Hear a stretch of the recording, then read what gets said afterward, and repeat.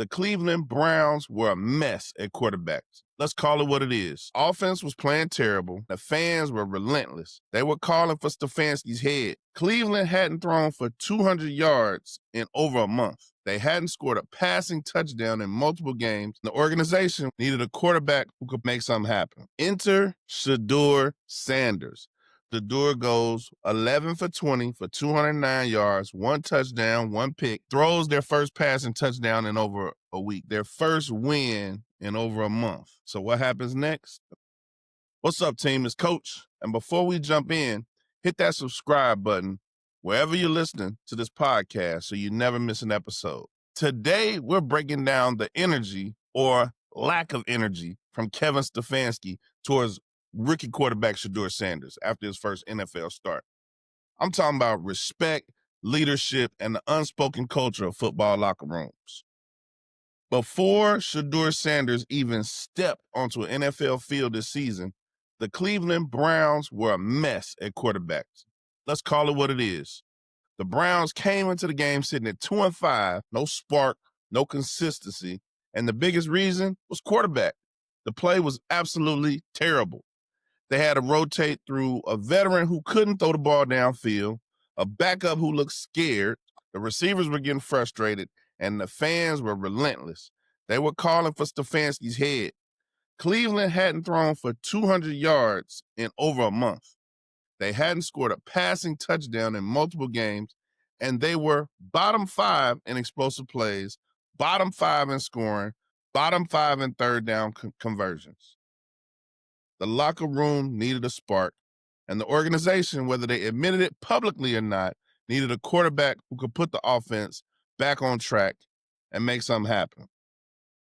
Enter Shedeur Sanders, the rookie quarterback with Hall of Fame swagger.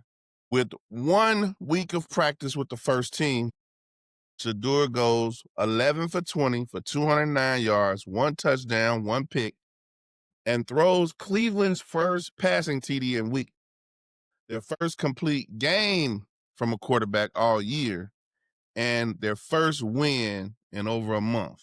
Now, normally in NFL culture, really any level of football, the starting quarterback who gets his first win gets the game ball. But when the Browns got back into the locker room, Stefanski went straight to the defense. My man even pointed out the punter, saying, great job pinning them deep every time. But when it came to Shedeur, coach hit him with a, yeah, Shedeur played all right today.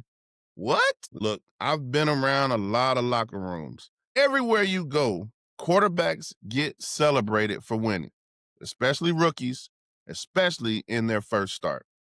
It looked like Stefanski was trying to pretend the moment didn't even happen. And as a coach, that's a problem. Because I know I'm not the only one that noticed it. Shedeur definitely noticed it, but more importantly, the rest of the team noticed it too. So you got to ask the question, is it really about Shedeur or is it about Deion Sanders? Because Shedeur doesn't just come into your building, he brings an entire entourage and he brings that Coach Prime aura with him. You got media, you got cameras, you got expectations. He already comes with millions of followers and a Hall of Fame father. Some coaches are intimidated by that. And Stefanski, he's the opposite type of coach from Coach Prime. Coach Prime is flashy, charismatic, loud, inspirational, motivational. Stefanski, reserved, conservative, by the book. Deion celebrates his kids publicly. Stefanski doesn't even look at Shedeur after a win. You got to ask, is this personal? Because sometimes coaches don't like players who come prepackaged with a narrative that they didn't create. And Shedeur came into that locker room already bigger than Stefanski. It could be Stefanski is trying to humble Shedeur. It could be he's trying to avoid the media circus that comes with praising Shedeur. It could be he's trying to send a message to the locker room that this isn't about one guy, sure. But here's the problem with that. You can humble a kid privately without disrespecting him publicly. You can set high expectations without pretending success didn't happen. You can keep the locker room focused while still acknowledging somebody's moment. What Stefanski did was not coaching. It looked like ego. It looked personal. It looked like I didn't choose this kid, so I'm not going to celebrate him. A coach doesn't have to be your biggest fan, but you do have to be a leader. Here's what he should have done. A good coach would have said, fellas, first NFL start, first win. Out of you, Shedeur. Keep leading, keep growing, keep stacking those days. He could have even given Shedeur a moment to address the team. Hopefully, Shedeur would have thanked his O-line, thanked his receivers, and kept it moving. Quick, simple, respectful. But giving that moment does three things. It builds your quarterback's confidence. It shows the locker room that you're fair. It strengthens your relationship going forward. Stefanski airballed all three. And you know the internet didn't hold back. Fans were not shy.